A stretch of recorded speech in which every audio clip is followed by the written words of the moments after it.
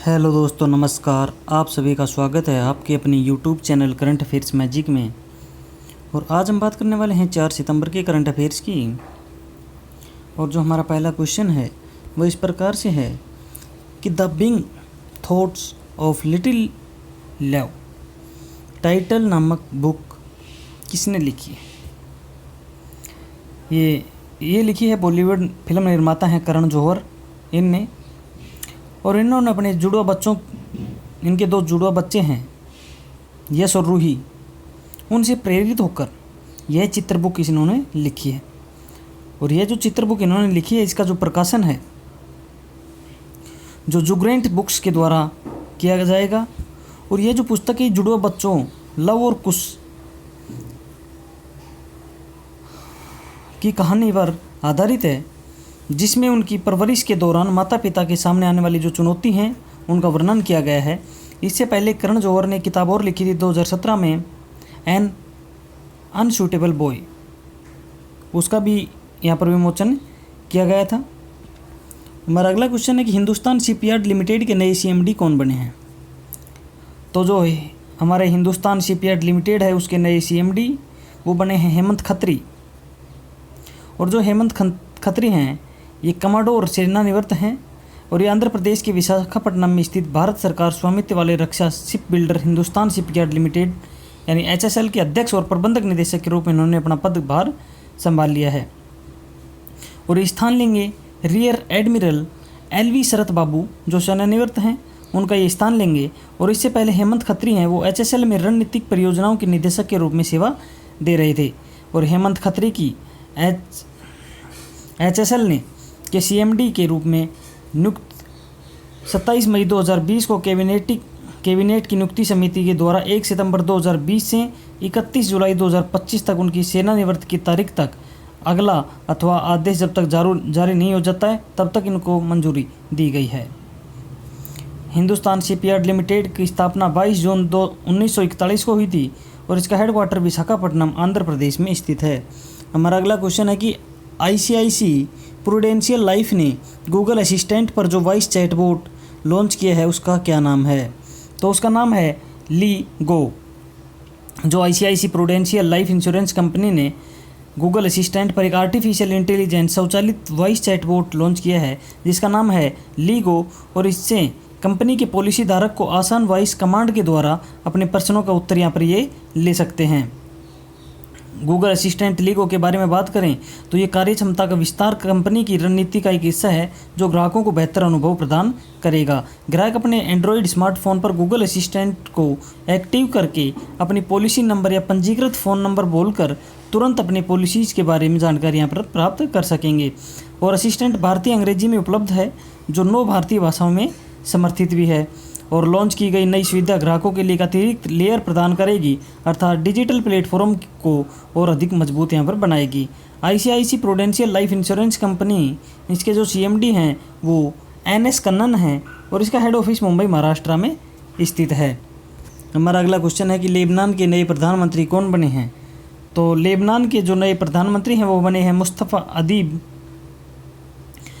और ये जर्मनी में लेबनान के राजदूत थे मुस्तफ़ा अदीब। इनको संकटग्रस्त लेबनान का नया प्रधानमंत्री नियुक्त किया गया है। अदीब जो 2013 से बेरूत के बर्लिन दूत रहे हैं। और इनके जो पूर्व प्रधानमंत्री थे नजीब मिकाती, इनकी अध्यक्षता वाली एक छोटी सुन्नी पार्टी से ये हैं। लेबनान में एक विस्फोट के कुछ दिन बाद ही प्रधानमंत्री जो हसन दीब थे इन्होंने अपनी सरकार से इस्तीफा राष्ट्रपति को सौंप दिया था। इनके राष्ट्रपति थे मिशेल एऊन। और इन्होंने जर्मनी में लेबनान के राजदूत अदीब से 128 संसदीय संसद में 90 वोट हासिल करने के बाद एक नई सरकार बनाने के लिए कहा गया है। लेबनान की जो राजधानी है वो बेरूत है और यहाँ की मुद्रा है लेबनानी पाउंड। हमारा अगला क्वेश्चन है कि मिशन कर्मयोगी राष्ट्रीय सिविल सेवा क्षमता विकास कार्यक्रम को शुरू करने की मंजूरी किसने दी है? तो ये मंजूरी दी है केंद्रीय मंत्रिमंडल ने, यानी भारत सरकार के मंत्रिमंडल ने। और इसने मिशन कर्मयोगी यानी राष्ट्रीय सिविल सेवा क्षमता विकास कार्यक्रम इसको शुरू करने की मंजूरी दी है। और इसके अंतर्गत लगभग 46 लाख केंद्रीय कर्मचारियों को यहाँ पर कवर करने के लिए वर्ष 2020-21 से लेकर 24-25 तक यानी 5 वर्षों की अवधि के दौरान यहाँ पर 510.86 करोड़ रुपए खर्च किए जाएंगे। और मिशन कर्मयोगी को भारतीय सिविल सेवकों को और भी अधिक रचनात्मक, सृजनात्मक, विचारशील, नवाचारी, अधिक क्रियाशील, प्रोफेशनल, प्रगतिशील, ऊर्जावान, सक्षम, पारदर्शी और प्रौद्योगिकी समर्थ बनाते हुए इनके भविष्य के लिए तैयार करने के उद्देश्य से यह शुरू किया गया है।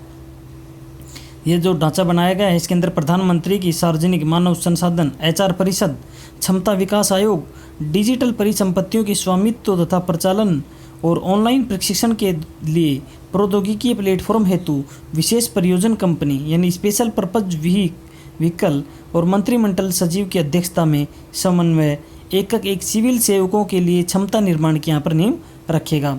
और इस कार्यक्रम को एकीकृत सरकारी ऑनलाइन प्रशिक्षण iGOT कर्मयोगी प्लेटफॉर्म की स्थापना करके कार्यान्वित यहाँ पर किया जाएगा। हमारा अगला क्वेश्चन है कि भारत सरकार के इलेक्ट्रॉनिक्स एवं सूचना प्रौद्योगिकी मंत्रालय है, उन्होंने खतरों की उभरती प्रकृति को देखते हुए 118 ऐप्स को ब्लॉक करने का निर्णय लिया है। ये किस धारा के अंतर्गत लिया है या किन शक्तियों के अंतर्गत लिया है? तो जो हमारी भारत सरकार के इलेक्ट्रॉनिक और सूचना प्रौद्योगिकी मंत्रालय है, इन्होंने 118 ऐप्स को ब्लॉक कर दिया है। और इस ऐप पर पाबंदी इसलिए लगाई गई है क्योंकि उपलब्ध जानकारी के अनुसार ये उन गतिविधियों में शामिल हैं जो भारत की संप्रभुता और अखंडता, भारत की रक्षा, राज्य की सुरक्षा और सार्वजनिक व्यवस्था के लिए नुकसानदेह है। और यह कदम करोड़ों भारतीय मोबाइल और इंटरनेट उपयोगकर्ताओं के हित की रक्षा के लिए साथ साथ यह निर्णय भारतीय साइबर स्पेस की सुरक्षा एवं संप्रभुता को भी सुनिश्चित करता है। और यह इलेक्ट्रॉनिक्स और सूचना प्रौद्योगिकी मंत्रालय ने सूचना प्रौद्योगिकी अधिनियम की धारा 69A के अंतर्गत प्रदान की गई है। और सूचना प्रौद्योगिकी यानी जनता के द्वारा सूचना के उपयोग को अवरुद्ध करने की प्रतिक्रिया एवं सुरक्षा उपाय नियम 2009 के संबंधित प्रावधानों के तहत जो दी गई शक्तियां हैं उनका उपयोग करके यहाँ पर इन ऐप को ब्लॉक किया गया है। हमारा अगला क्वेश्चन है कि कैबिनेट ने जम्मू एंड कश्मीर भाषा विधेयक 2020 को मंजूरी दे दी है, अब यहाँ की आधिकारिक भाषा कौन सी होगी? तो यहाँ पर मंजूरी देने के बाद यहाँ जम्मू कश्मीर राजभाषा विधेयक 2020 के अनुसार यहाँ पर उर्दू, अंग्रेजी, कश्मीरी डोंगरी और हिंदी जम्मू और कश्मीर, उर्दू, अंग्रेजी, कश्मीरी डोंगरी और हिंदी, ये 4 भाषाएं हैं जो जम्मू कश्मीर केंद्र शासित प्रदेश की आधिकारिक भाषाएं मानी जाएंगी। जम्मू एंड कश्मीर और राजभाषा विधेयक 2020 को आगे आने वाले मानसून सत्र में संसद में पेश किया जाएगा। और इस विधेयक में केंद्र शासित प्रदेश की जो आधिकारिक भाषाओं के रूप में डोंगरी, हिंदी और कश्मीरी को यहाँ पर शामिल किया जाएगा। जम्मू और कश्मीर के लेफ्टिनेंट गवर्नर मनोज सिन्हा हैं और यहाँ केंद्रीय सूचना और प्रसारण मंत्री हैं प्रकाश जावड़ेकर, जिन्होंने ये विधेयक मंजूरी दी है विधेयक को। हमारा अगला क्वेश्चन है कि गंदगी भारत छोड़ो अभियान किस राज्य सरकार ने शुरू किया है? तो ये शुरू किया है मध्य प्रदेश सरकार ने। और मध्य प्रदेश सरकार के द्वारा 15 दिनों तक अभियान चलाया जाएगा। अभियान के तहत 7,178 बस्तियों में जागरूकता कार्यक्रम आयोजित किया जाएगा। और इस अभियान में मध्य प्रदेश के 378 नगरीय निकायों के लगभग 35 लाख लोगों ने यहाँ पर हिस्सा लिया है। और यहाँ पर जो अभियान है वो 5 विषयों पर विभाजित किया गया था। स्वच्छता शपथ, शहरी अपशिष्ट उत्सर्जन में निरंतर कमी, कोविड परिस्थितियों की स्वच्छता, घरों में के कचरे का पृथक्करण और सार्वजनिक स्थानों के लिए एक विशेष स्वच्छता अभियान शुरू करना। और इसके तहत गंदगी भारत छोड़ो के तहत में अभियान के दौरान शहरी निकायों के प्रदर्शन के अनुसार उसमें 72 को मुख्यमंत्री द्वारा सम्मानित किया जाएगा। 7 लाख से अधिक के अभियान के दौरान लोगों ने स्वच्छता बनाने की जो शपथ ली और 8,70,000 लोगों ने गिल्ले कचरे को खाद बनाने के लिए संपर्क किया। मास्क जागरूकता अभियान के तहत नागरिकों की मदद से 4,65,000 मास्क यहाँ पर वितरित किए गए और लगभग 10,000 कोरोना योद्धा स्वच्छता कार्यकर्ताओं को सम्मानित किया गया। साथ में पॉलीथीन कैरी बैग के खिलाफ यहाँ पर 18,560 चालान भी किए गए। मध्य प्रदेश के जो मुख्यमंत्री हैं वो शिवराज सिंह चौहान हैं और राज्यपाल आनंदीबेन पटेल हैं। हमारा अगला क्वेश्चन है कि नागरिक उड्डयन सुरक्षा ब्यूरो की पहली महिला महानिदेशक कौन बनी हैं? तो ये बनी हैं उषा पांडे और ये स्थान लिया है इन्होंने राकेश अस्थाना का। और उषा पांडे को भारतीय ये नागरिक उड्डयन सुरक्षा ब्यूरो के महानिदेशक का अतिरिक्त प्रभार सौंपा है और इस नियुक्ति के साथ ही वह इस पद पर नियुक्त होने वाली पहली महिला और तीसरी आईएएस अधिकारी हैं। यानी महिला पहली हैं और जो आईएएस अधिकारी यहाँ के महानिदेशक बन चुके वो तीसरे नंबर की ये आईएएस अधिकारी है। और उषा को केंद्रीय प्रतिनियुक्ति कार्यकाल है जो 16 जुलाई 2022 को इसका कार्यकाल समाप्त होगा। और जो ये थे राकेश अस्थाना, इनको बीएसएफ का महानिदेशक नियुक्त कर दिया गया था, इसलिए यहाँ पर ये सीट रिक्त थी। हमारा अगला question, Bharat global innovation index 2020 में कौन से स्थान पर रहा है? तो भारत ये रहा है 48वें स्थान पर। और ऐसा पहली बार हुआ है कि वैश्विक नवाचार सूचकांक यानी ग्लोबल इनोवेशन इंडेक्स में भारत 4 पायदान चढ़कर 48वें स्थान पर यहाँ पर आया है और शीर्ष 50 देशों के समूह में शामिल हो गया है। और मध्य और दक्षिण एशिया में शीर्षों देशों में शीर्ष स्थान पर भी है। भारत आईसीटी यानी सूचना और संचार प्रौद्योगिकी सेवाओं के निर्यात, सरकारी ऑनलाइन सेवाओं, विज्ञान और इंजीनियरिंग में स्नातक और R&D गहन वैश्विक कंपनियों जैसी संकेतकों में शीर्ष 15 में स्थित है।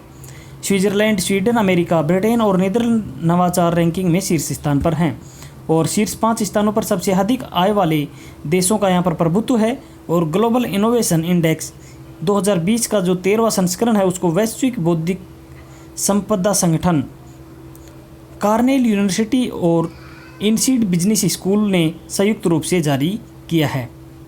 पहले नंबर पर स्विट्जरलैंड रहा है जिसका स्कोर रहा है 66.08। दूसरे नंबर पर स्वीडन रहा है जिसका स्कोर रहा है 62.47। तीसरे नंबर पर संयुक्त राज्य अमेरिका जिसका स्कोर है 60.56। और फिर है यूनाइटेड किंगडम 59.79 इसका स्कोर है। और 5वें नंबर पर नीदरलैंड है जिसका स्कोर है 58.76। और जो भारत है जिसका स्थान 48वां है और उसका स्कोर है 35.59।